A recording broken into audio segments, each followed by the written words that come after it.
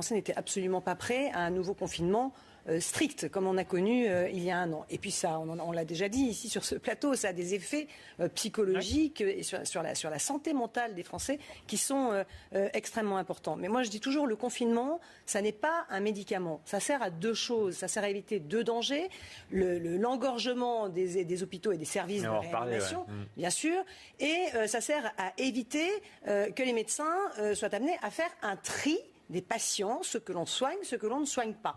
Bon, pourquoi en sommes-nous là aujourd'hui ? Les lits de réanimation. Moi, je rappelle quand même qu'on a eu l'année dernière Olivier Véran qui nous promettait 14 000 lits de réanimation. Et puis Jean Castex qui nous disait « Ah ben non, mais les lits de réanimation, c'est pas possible et puis c'est pas le sujet. » Et puis maintenant, Emmanuel Macron qui nous en promet 10 000. Enfin, on n'a pas beaucoup progressé depuis l'année dernière.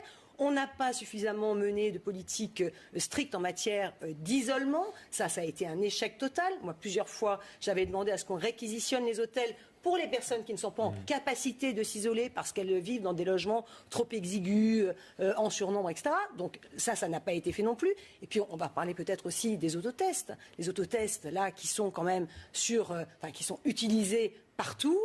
Chez nous, on ne les autorise pas, alors qu'ils ont été Ça va arriver vers le 12 avril. Oui, mais ça fait un mois. Oui, mais il y a 15 jours, souvenez-vous, il nous disait, le ministre de la Santé, qu'il avait testé et c'est pas si facile que ça. Oui, comme les masques. Exactement comme les masques l'année dernière. Antoine, sur ce nombre de lits, sur cette polémique qui tourne en boucle finalement, là on se dit la même chose qu'on se disait il y a un an. Oui, c'est ça. Et puis rien n'a été fait depuis un an. On ne voit absolument pas d'évolution. Mais ce qui vient d'être dit, c'est extrêmement important. Je veux dire, aujourd'hui, si on n'a pas suffisamment de capacité hospitalière et de lits de réanimation, on déprogramme des opérations. Et les territoires sur lesquels on est à 60, 70, 80% de déprogrammation. Et vous en parliez tout à l'heure, il y a effectivement des maladies aujourd'hui qu'on ne traite plus, des déprogrammations d'opérations urgentes. Et je comprends ce que dit le ministre. Bien sûr que personne n'a envie d'arriver en réanimation et qu'il faut mettre tout en œuvre pour ne pas y arriver. Cela dit, je pense très sincèrement que des pandémies comme nous vivons, nous pouvons en revivre d'autres et qu'il faut quand même un minimum anticiper l'avenir. Par exemple, en se tournant vers le vaccin russe. Mais le vaccin russe n'est pas homologué, monsieur. Le vaccin russe n'est pas homologué. Accélérer quoi ? Injecter un vaccin qui n'est pas homologué.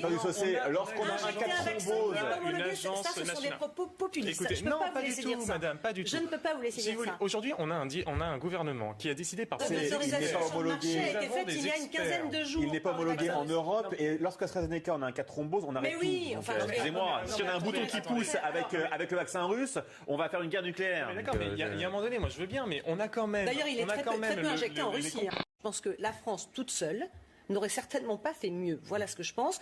Parce que lorsque vous passez des commandes groupées, c'est en quantité beaucoup plus importante. Lorsque vous passez des commandes groupées, ça évite une concurrence effrénée entre les États membres, les gros qui écrasent les petits qui viennent piquer les vaccins. Et ça, c'est la théorie. Vous voyez la pratique aujourd'hui. Mais vous voyez la pratique. Il y a une concurrence entre les pays européens pour accéder aux Excusez-moi, on dit toujours Israël.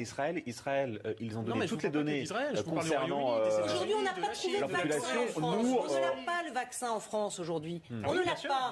Donc, c'est quand même plus facile de contrôler la production d'un vaccin qu'on a trouvé. Je veux dire, la France toute seule aujourd'hui serait complètement dépendante des entreprises étrangères. C'est ça la France que vous voulez, pas moi. Antoine Savy.